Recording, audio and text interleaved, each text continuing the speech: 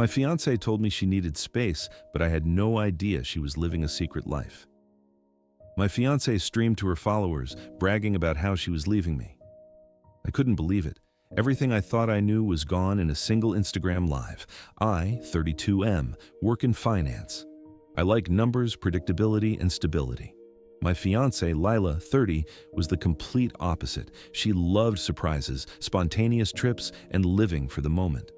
I thought I could handle it. I thought I could adapt. I was wrong. When we met, she was sweet, low-key, just a regular person who liked photography and yoga. Over the last 2 years, she had exploded online. Lila's follower count had jumped from a few thousand to over 50,000. Everything became content. Our dinners, our weekend trips, and even our conversations. Nothing was private anymore. I watched her carefully curate her life online, but I never imagined how far it would go. At first, I laughed at the cute reels she made. Then, I started noticing that our entire life together became staged. Spontaneity wasn't real.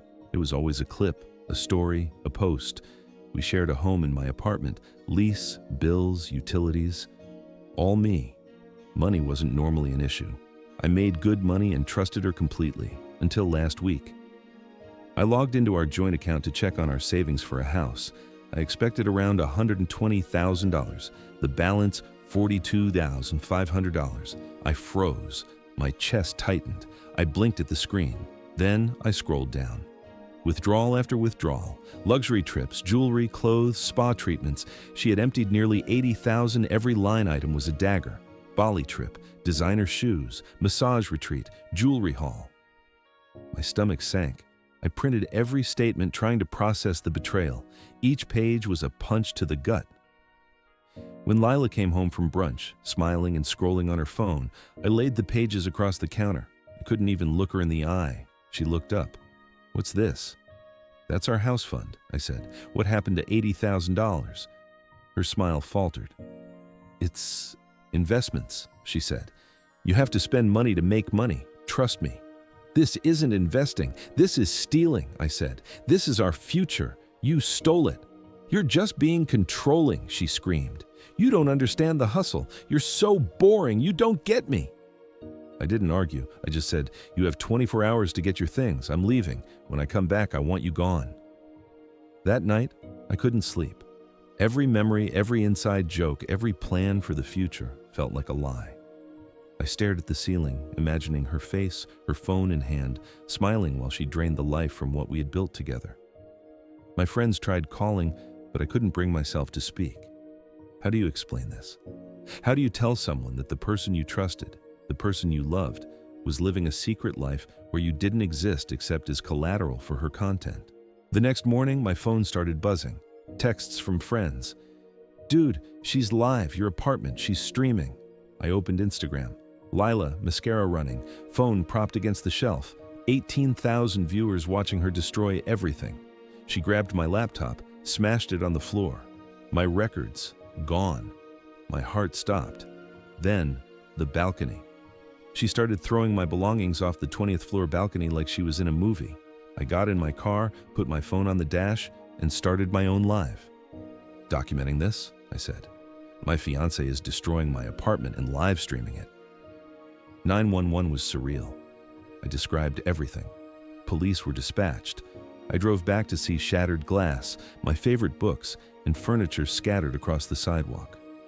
The doorman said people were panicking, trying to dodge falling objects. I felt a knot in my stomach. This wasn't just betrayal. This was dangerous. When they arrived, Lila was in the closet, dragging my suits out. The officers moved fast. They ended her broadcast, arrested her, and I finally felt a sliver of relief. My apartment, total wreck. Laptop, TV, clothes, furniture, destroyed. Walking through it was surreal. I touched items that used to feel warm with memories. Now they were shards of glass, broken wood, or just gone, tossed into the city below. Her parents came later, shocked. I showed them the bank statements and police report. 80,000 are missing plus 12,000 in damages. They couldn't believe it. They cried, apologized, promised to help.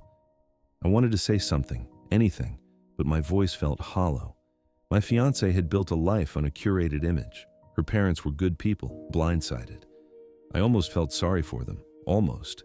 Court was messy. Lila tried to claim emotional distress. My lawyer played the 35-minute live stream. No jury in the world could deny it. She pleaded guilty to felony vandalism and reckless endangerment, probation, community service, a fine. Civil case? $92,000 judgment in my favor. Parents paid it to keep her from going to jail. The fallout wasn't just financial.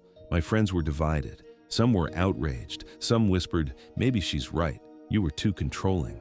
Social media exploded. Clips of Lila throwing my possessions off the balcony were everywhere. Comments ranged from sympathy to mockery to outrage. I avoided my notifications, preferring silence. 6 months later, she's gone. No social media, no brand, working a regular job. I moved into a new house with a yard and security cameras. I'm dating someone calm, predictable, who values privacy. Life is quiet, peaceful, normal. I no longer check my phone compulsively. I savor the silence. I've learned to enjoy predictability, not as a trap, but as a comfort. I think about the life we shared, the trips, the dinners, the laughs. Those weren't lies, but they were overshadowed by what came after. Betrayal can come from the person you love the most. I learned to separate memory from reality. You can cherish the moments without excusing the actions. The lesson? People will build a life on appearances, on curated images. But the raw data, the bank statements, the live stream, the police report, doesn't lie. The internet shows a perfect life. Behind the camera? Chaos, heartbreak, theft. Sometimes the truth is in the numbers. Sometimes the truth is on the floor, shattered under your feet. I no longer share my life online. I don't post photos, reels, or updates. I prefer it this way. Privacy is a luxury. Peace is priceless. I still work in finance. I still love numbers. But now, numbers are comforting, not a measure of control. They don't lie. They never steal from you. Lila is a ghost. Her followers faded. Her brand dissolved. The life she built for the camera disappeared. But I gained clarity. I gained perspective.